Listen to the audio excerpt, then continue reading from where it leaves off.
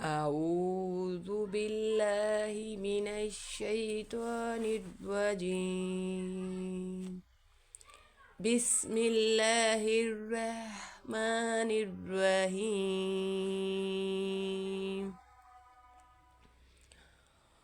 هل أتاك حديث الغاشية؟ وجوه يومئذ خاشية عاملة ناصبة تصلى نارا حامية تسقى من عين آنية ليس لهم طعام إلا من ضريع لا يسمن ولا يغني من جوع وجوه يومئذ ناعمة لسعيها راضية في جنة عالية لا تسمع فيها لاغية فيها عين جارية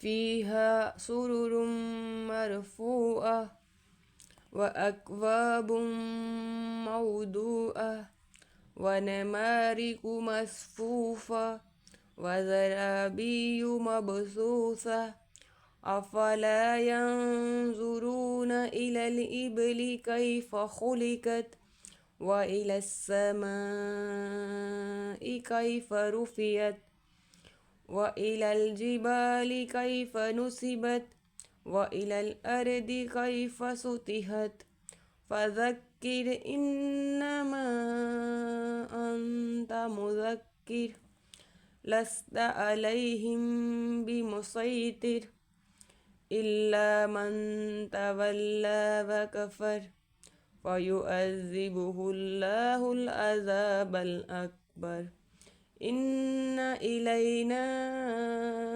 إيابهم ثم إن علينا حسابهم.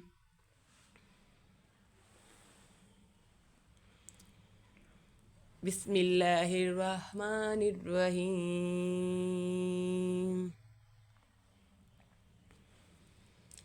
سبح اسم ربك الأعلى الذي خلق فسوى والذي قدر فهدى والذي أخرج المرعى فجعله غثاء أحوى سنقرئك فلا تنسى إلا ما شاء الله إنه يعلم الجهر وما يخفى ونيسرك لليسرى فذكر إن نفعت الذكرى سيذكر من يخشى ويتجنبها الأشقى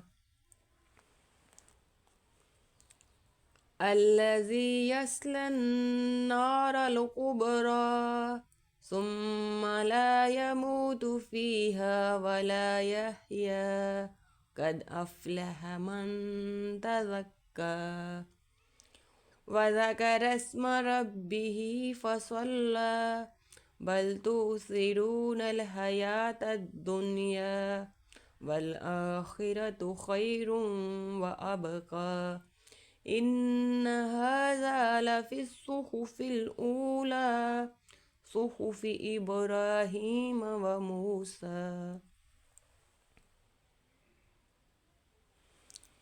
بسم الله الرحمن الرحيم.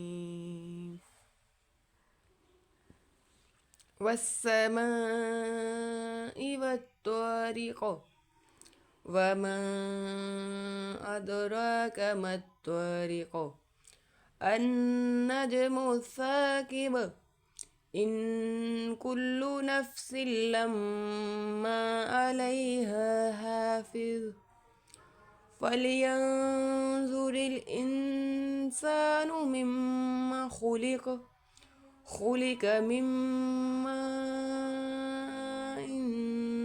شافق يخرج من بين الصلب والترائب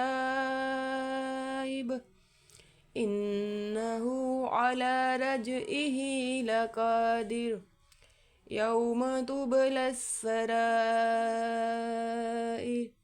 فما له من قوة ولا ناصر والسماء ذات الرجع والأرض ذات الصدع إنه لقول فصل وما هو بالهزل إنهم يكيدون كيدا وأكيد كيدا فمهل الكافرين أمهلهم رويدا صدق الله العظيم.